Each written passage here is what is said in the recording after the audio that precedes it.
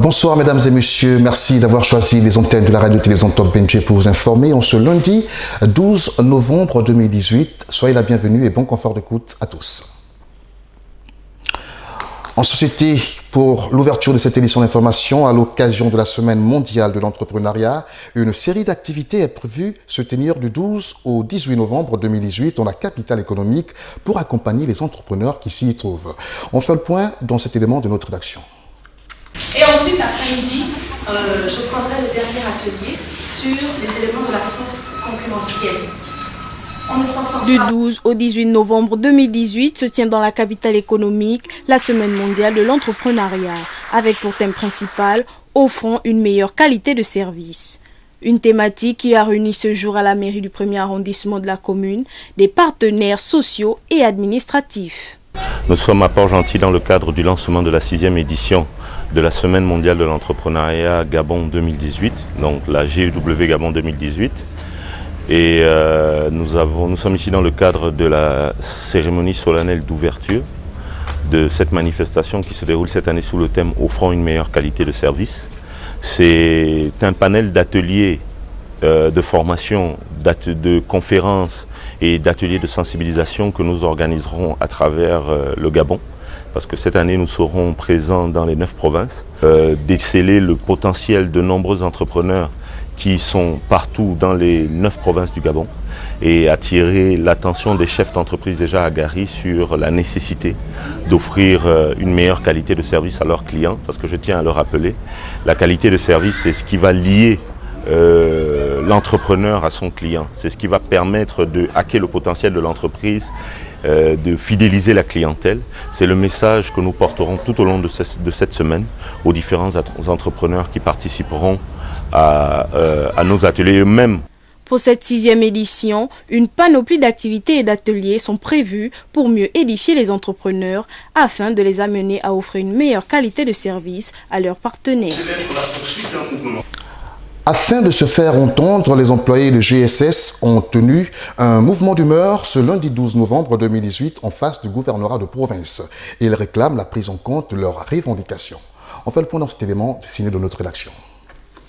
Nous avons travaillé, nous réclamons notre argent. Nous avons travaillé, nous réclamons notre argent. Voilà plusieurs mois déjà que les employés de Global Sourcing and Supply Gabon ont été laissés pour compte par leur employeur.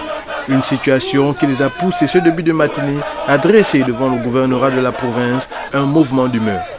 5 mois aujourd'hui, nous sommes dans un désarroi dont des familles complètement abattues. Les enfants sont à la maison, ils ne peuvent pas aller à l'école.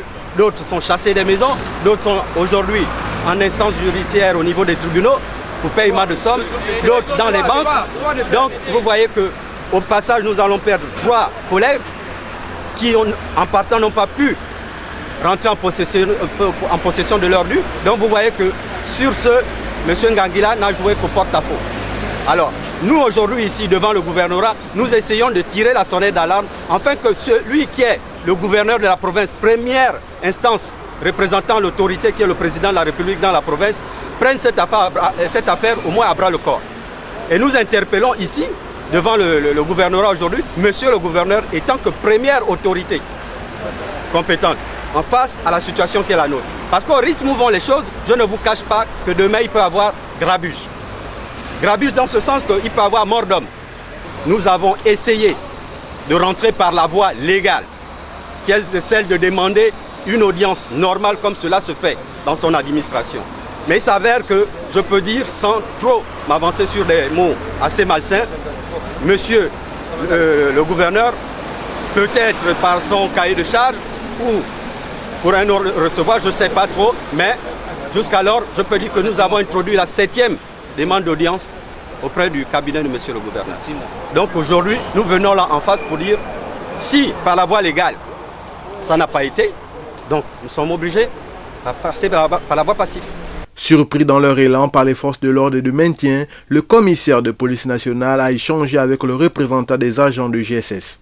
Qu'est-ce qui a été dit avec le commissaire? Ils nous ont demandé de libérer les lieux, parce que nous faisons enfreint à l'ordre public. Ça, nous sommes conscients de cela. On n'est pas dupes. Si nous sommes là aujourd'hui, C'est parce que nous nous sommes dit, on a voulu passer par la voie légale. Apparemment, ça a l'air de boucher. On ne va pas me dire qu'on va attendre 7-6 mois pour une demande d'audience. Ça, c'est pas possible. On a énuméré les faits sur la demande d'audience. Bon, le commissaire nous fait comprendre que lui, il va jouer un temps soit peu son rôle de médiateur auprès du gouverneur, qui lui, peut-être dans les 72 heures ou les 48 heures, peu importe, nous appellera. Mais moi, je répète ceci. Je suis prêt à laisser ma vie pour ce problème. Parce que j'ai l'impression que dans ce pays, quand on ne descend pas dans la rue, on n'arrange rien du tout.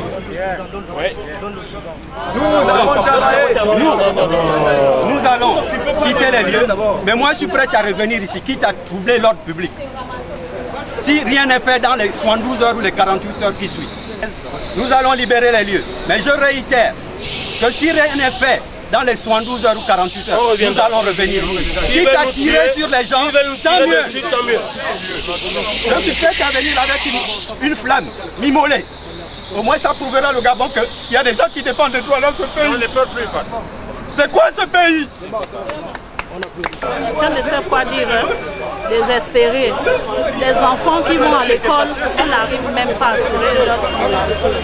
Là où tu me vois là, je ne peux même pas soulever la robe. J'ai l'accès qu'on appelle l'éléphant chenille. Ça me fait mal. Je suis obligée de ne même plus avoir un bon sommeil. Parce que les enfants là, ce sont eux qui vont nous aider demain.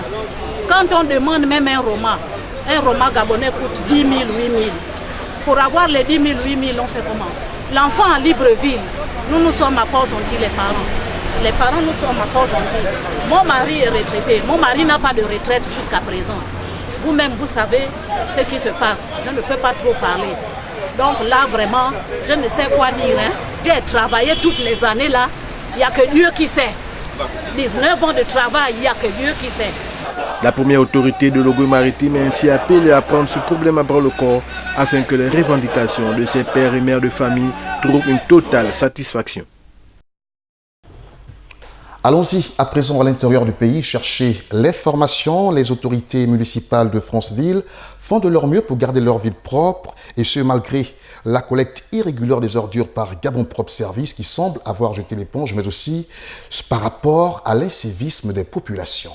On fait le point avec nos confrères de la radio-télévision Nazareth. La société en charge du ramassage des ordures dans le chef-lieu de la province du Haut-Ogooué ne serait plus à la hauteur de ses missions. Gabon Propre Service semble jeter l'éponge. Aucune communication, encore moins pas de note circulaire. Conclusion, le retour en force des ordures dans toute la ville. Et face à cette situation, les autorités municipales ne sont pas restées insensibles. La société qui a été choisie, pour faire ce travail, Gabon Propre Service, ne répond plus. Mais qu'est-ce que vous voulez qu'on en fasse? On est contraint de tisser des relations avec les partenaires pour pouvoir, comme je vous suis en train de dire, pour pouvoir éradiquer ou pallier à ce manquement. C'est notre ville à nous. Non seulement il y a les immondices, mais ça dégage des ordures, les odeurs nauséabondes, et qui impactent, qui affectent vraiment la santé des citoyens. Nous sommes contraints de négocier avec ces partenaires-là, de les demander, de les supplier pour qu'ils fassent quelque chose, puisque le budget n'est pas encore mis en place. On ne peut pas faire autrement. Occasion aussi pour Roger Ayuman de dénoncer l'incivisme des acteurs govéens et de prendre d'autres mesures pour les prochains jours. Si nous ramassons, on ramasse de 16h à 23h. Et c'est au-delà, à partir de 24h jusqu'à 5h du matin, qu'ils viennent encore jeter aujourd'hui pour retrouver la ville. La ville est propre la nuit et elle est sale la journée. Donc tout ça, c'est de l'incivisme et quelque chose que d'aucuns, même vous m'excusez, ailleurs on ne peut pas le faire. Mais quand on arrive à Franceville, on essaie de faire de n'importe quoi. Donc nous sommes athées. Là, il faudrait qu'on renforce la police municipale pour voir un peu ces conditions-là. Parce que les gens, on me dit même les camions qui viennent déverser les ordures ici. Là. La question de l'insalubrité à Libreville, comme dans d'autres provinces du Gabon, devient de plus en plus inquiétante. Aux autorités de la place d'utiliser encore d'autres mesures pour pallier à ce phénomène. Depuis 8 ans, le Gabon est l'un des pays importateurs de bois transformé et ce grâce à la coopération avec les investisseurs indiens conduits par le groupe Olam. Retrouvons nos confrères de la radio-télévision Nazareth pour les explications. Grâce à la coopération avec les investisseurs indiens que conduit le groupe Olam, le Gabon a amorcé une hausse importante dans l'industrie du bois, de telle sorte que 8 ans après, le Gabon est devenu un pays exportateur du bois transformé. Une deuxième transformation est envisagée, c'est-à-dire sortir du Gabon que des produits transformés en meubles et autres accessoires, a déclaré le ministre des Eaux et Forêts gabonais. La filière bois a déjà créé 18 000 emplois. L'arrêt de l'exportation de bois avait causé près de 40 000 pertes d'emplois parce que la forêt était le deuxième employeur après l'État. Mais aujourd'hui, avec l'efficacité de la zone spéciale économique d'Ongkok, la tendance est renversée et le secteur connaît de beaux jours. Actualité sur le continent à présent, afin de favoriser le retour de la paix et la réconciliation nationale, mais aussi l'amnistie des auteurs de certains crimes liés à la crise de 2012, un projet de loi d'entente nationale a été adopté courant mai 2018 en Conseil de ministres au Mali. Ce projet est tout de même contesté par certaines organisations de ce pays. On fait le point avec nos confrères d'Africa 24. Pour favoriser le retour de la paix et la réconciliation nationale, le gouvernement malien avait adopté courant mai 2018 en Conseil des ministres un projet de loi d'entente nationale.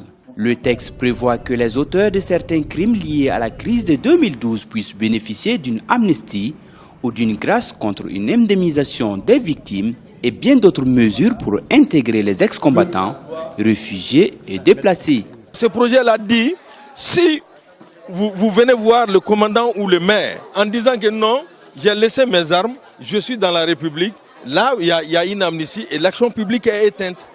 Hein? Comment croire à la sincérité de ces gens-là? Et le procureur n'a même pas le temps de voir s'il s'agit d'un crime imprescriptible ou pas. Voilà pourquoi nous disons que ce projet est une culture à l'impunité. Pour faire barrage à ce projet qui devra être discuté en vue d'une adoption le 13 décembre 2018, 47 organisations parmi lesquelles celles des victimes d'atteinte aux droits de l'homme refusent de cautionner ce projet. Si cette loi passe, ça peut atteindre beaucoup de choses. Il peut y avoir d'autres vengeances, il peut y avoir des mécontentements envers d'autres couches. Il peut y avoir le gouvernement même ne peut pas faire son travail comme il le pense.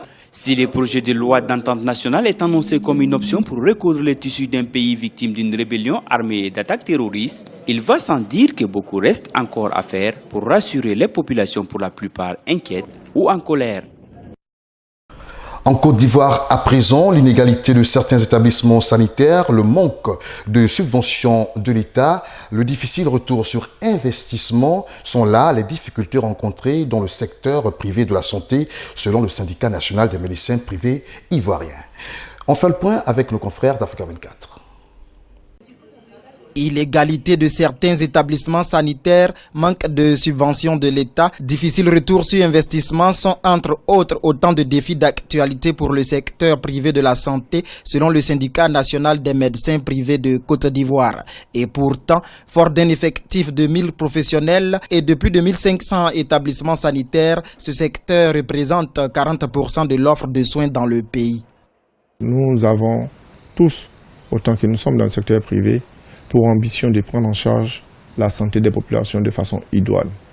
Nous avons pour ambition de mettre à leur disposition tous les équipements performants à la pointe de la technologie actuelle à leur disposition pour pouvoir poser des diagnostics idoines et faire des traitements corrects. Nous avons également pour ambition d'assainir notre secteur d'activité. Ici, à Abobo, une commune du district d'Abidjan, cette clinique dispose d'une 50aine d'employés et reçoit en moyenne par semaine 300 patients, lesquels y sollicitent différents et divers services médicaux. Je suis venu accompagner mon épouse, qui est malade. Elle a été opérée d'une appendicite. L'opération s'est bien passée, elle s'est bien réveillée, nous avons eu à échanger. Bon, au début, elle s'est plainte de quelques douleurs. Actuellement, ça va.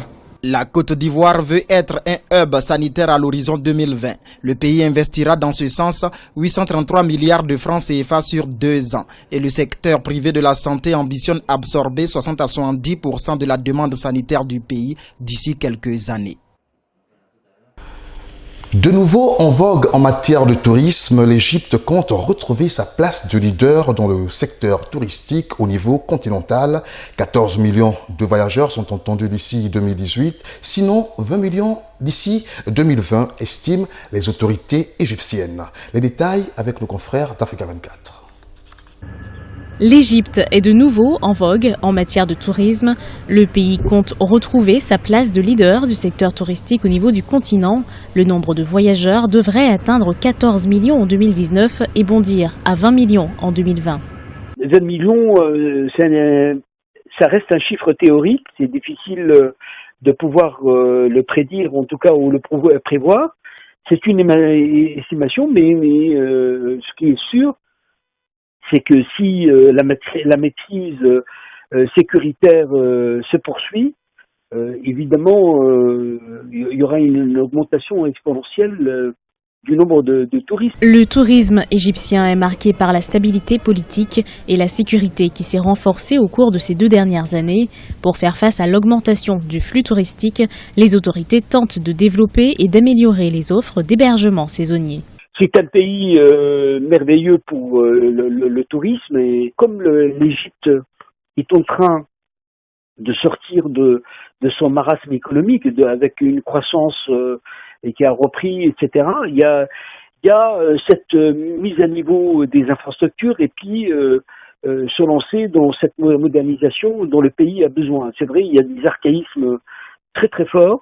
Le secteur touristique est incontournable dans le pays.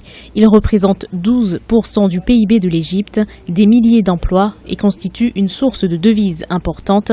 Dans son rapport annuel sur l'impact du tourisme urbain, le World Travel and Tourism Council a indiqué que le Caire était la destination touristique à la croissance la plus rapide au monde.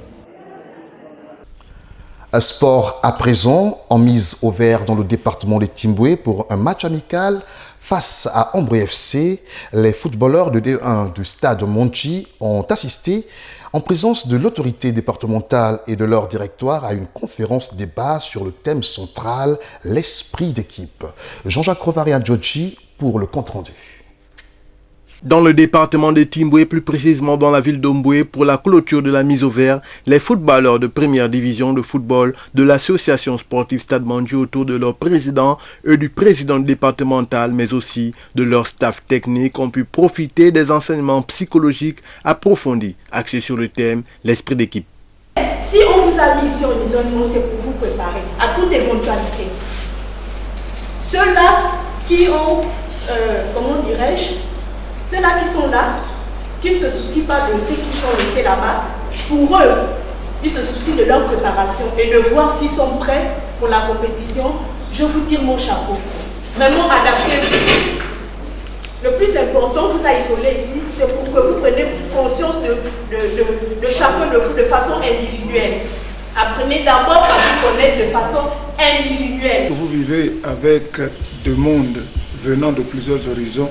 Chacun vient avec ses défauts et ses qualités. Et ce séminaire avait pour attrait non seulement à motiver les joueurs, les encadreurs, les dirigeants à amener l'équipe vers les résultats les meilleurs, c'est-à-dire vers des titres, mais surtout à comment vivre ensemble, comment en vivant ensemble se propulser vers les sommets, pour ne pas dire vers des résultats meilleurs. Donc c'est quelque chose qui devrait perdurer au niveau de cette équipe, parce que toutes les équipes qui se veulent professionnelles ont toujours des psychologues, et ces psychologues poussent à sensibiliser les gens, poussent à raffermir beaucoup de liens qui devraient exister entre joueurs, entre encadreurs, entre joueurs encadreurs, entre dirigeants encadreurs, cela qui fait en sorte que l'équipe puisse faire les résultats. Bien, déjà concernant l'esprit d'équipe, on voit déjà la collectivité, on voit un comportement d'ensemble, et dans l'esprit d'équipe, en fonction du séminaire que nous avons eu tout à l'heure, on voit que déjà il faudrait que nous puissions nous comporter tel un seul homme, Il ne faudrait pas que nous ayons un ordre dispersé. Les gens doivent pouvoir se supporter. Il doit falloir que nous puissions laver le linge sale en famille et de regarder tous dans le même sens. Et ce séminaire est très bénéfique pour nous déjà parce que ça nous permet de mieux nous connaître et de vider un peu tout ce que nous avons en nous afin que tout le monde soit dans la même longueur d'onde pour attaquer l'éventuel championnat qui nous attend dans les jours à venir. Pour la première autorité départementale, Raphaël Bali, c'est plus qu'une joie de pouvoir partager des moments avec une telle équipe de première division. Et à ma connaissance, je ne connais pas de pays au monde qui ne soit sportif, c'est-à-dire au sein duquel le sport ne se pratique. Partout dans les pays de la planète, le sport se fait. Et lorsque vous me posez à moi la question de savoir ce que ça me fait d'accueillir et héberger une équipe comme celle-ci, du Stade Mondji dans ma localité, mais tout de suite, je m'en vais vous dire que c'est une grande satisfaction. Satisfaction parce que c'est là une communion avec des personnes qui ne sont pas natives d'ici d'abord, qui donc nous rendent visite et dans un domaine précis, qui nous amènent leur savoir-faire sportif et en retour, nous aussi nous apprenons. J'ai envie de dire les jeunes de la localité profitent de cette occasion également pour prendre, comme je l'ai dit tout à l'heure, la pleine mesure de la chose sportive. Donc c'est une grande satisfaction, non seulement pour moi seul, mais également les autres autorités de tous ordres de la localité. Cela a été aussi l'occasion pour le président de l'écurie Stade Mondji, Jean-Jacques Igambas, de procéder à la remise de kits sportifs au président de la sous-ligue départementale de football. La délégation du comité Stade Mondji, les sportifs, l'équipe du Stade Mondji pour la sous-ligue, nous avons amené 30 choisibles. Nous avons acheté 30 choisibles que nous donnons dotation à la sous-ligue d'Umbwe et 2 ballons de football. D'Umbwe, nous faisons que remercier l'association sportive du Stade Mondji pour le don qu'ils venaient de nous remettre. C'est la photo de famille qui a sanctionné la fin de cette rencontre avant le match de préparation. Pour la boucle de cette édition d'information, parlons toujours de sport. À Omboué, pour une mise au vert, les footballeurs de l'association sportive Stade Mondji de première division ont livré un match de gala contre l'équipe départementale de Timboué. Une rencontre riche en ambiance et remportée par le club de la capitale économique. Kelly Diwanda pour les détails. Après le séminaire de formation et de sensibilisation, l'équipe de première division de football Stade Mondji s'est rendue au stade d'Omboué pour un match de gala avec l'équipe de la localité. Une rencontre qui marquait la fin de préparation sportive. C'est le préfet de ce département, accompagné du président de cette formation sportive, qui a donné le coup d'envoi de cette rencontre sous le regard attentif des habitants d'Omboué venus pour la circonstance. Dès l'entame de ce match sur un stade sableux, les poulains du coach Alain Mondrol n'ont pas eu froid aux yeux face à leur adversaire du jour, Omboué FC. 4e minute, Baldé inscrit le premier but d'une frappe lourde, puis à la 30e minute, la pépite Baldé aggrave le score en inscrivant le second but de la rencontre. 2-0, score à la mi-temps. Au retour des vestiaires, l'équipe locale n'a sans cesse hésité de mettre la pression aux visiteurs. Mais sans aucune occasion de but, c'est à la 80e minute que les athlètes d'Omboué ont été cueillis à froid après le but marqué par Tanguy, sociétaire de Stade Mondji. 3-0, c'est le score qui a sanctionné cette rencontre. Disons déjà que le plus important pour nous, c'est pas cette petite séance d'entraînement sous forme jouée, c'est comme ça je l'appelle. Le plus important pour nous, c'était d'abord de venir travailler, ce que nous avons fait. Vous constatez que ça a été difficile d'abord sur un mauvais terrain, mais ça, nous l'avons calculé parce que nous voulons être dans des installations qui n'étaient pas bonnes pour pouvoir travailler. Vous avez vu que là, on a fait une bonne séance d'entraînement. On a eu une très belle opposition, ce sont des gens qui ne s'entraînent presque pas. Mais pour nous, c'était déjà de travailler et profiter de terminer cette mise au vert, si on peut l'appeler ainsi, par déjà ce petit match et de rentrer sur Port-Gentil pour continuer à peaufiner sur le côté technico-tactique que nous n'avons pas fait ici. Vous avez vu qu'on a été très mauvais par rapport au centre. Nous allons travailler, mais nous ne pouvons pas travailler ça ici parce que la qualité du terrain ne nous permettait pas de le faire. Nous allons continuer à le faire chez nous à Port-Gentil pour nous préparer et d'aborder le championnat avec des arguments pour pouvoir prétendre aller annihiler la suprématie de Manga et de Bounama. Bon, c'était pas un match en tant que tel, c'était juste un match de gala. C'était pour dire au revoir aux habitants d'Omboué. Donc le match nous a fait du bien puisqu'on a vu de nouveaux visages et on a connu de nouvelles personnes. On a vraiment ressenti que ceux que nous sommes venus chercher à Omboué a été déjà là. C'est pas encore acquis, mais c'est déjà là. Le plus important, c'était de faire un match comme ça pour la clôture du travail que nous avons eu à entreprendre à Omboué. 3-0, vous remportez le match. Est-ce que là, vous remontez en confiance? Bon, confiance, c'est trop dire. Mais c'est bien pour nous, c'est bien pour notre morale, c'est bien pour l'accompagnement du championnat. Ça va nous permettre au moins de rentrer avec des bonnes initiatives. Une satisfaction pour le comité directeur de la formation sportive, Stade Mondji. Je voudrais d'abord dire que je suis satisfait avec le comité directeur, nous sommes satisfaits de cette mise au vert. Nous sommes venus pour la clôture de cette mise au vert. Elle s'est bien déroulée sans incident. Et nous avons rencontré également les autorités et puis les sportifs d'Omboué. Et là, nous sommes à la fin d'un match gala que nous avons organisé entre le Stade Mondji et la sélection du département de Timboué, donc les joueurs du département et ceux de la commune d'Omboué. Nous sommes satisfaits parce que le cadre était approprié. C'est vrai qu'il va falloir regarder encore plus les infrastructures, mais l'esprit que nous avons voulu ressortir, c'était de créer cette dynamique au niveau du Stade Mondji. Parce qu'au niveau du Stade Mondji, nous avons fait un recrutement de l'équipe, nous avons rajeuni l'équipe de près de 80% et des joueurs qui viennent un peu des différentes provinces et des pays. Et il était question pour nous de mettre une équipe homogène, c'est-à-dire de créer cette dynamique pour que les joueurs s'entendent. Et les ramener, les mettre en retraite à Omboué, c'était plus ou moins la priorité du comité directeur pour qu'ils amorcent bien le championnat national. Et surtout que nous avons des ambitions pour jouer ce championnat national plus haut et aller plus loin. C'est après ce match que les footballeurs de Stade Mondji ont regagné la capitale économique avec en ligne de mire un autre match amical ce week-end. Nous voici arrivés au terme de notre édition d'information, concoctée par l'ensemble de la rédaction, m'accompagner à la réalisation Castro Tubozo. J'aurai le plaisir à vous retrouver demain sur les mêmes antennes à la même heure. Sur ce, restez fidèles en compagnie du programme de la radio-télévision Top Benchi. Au revoir.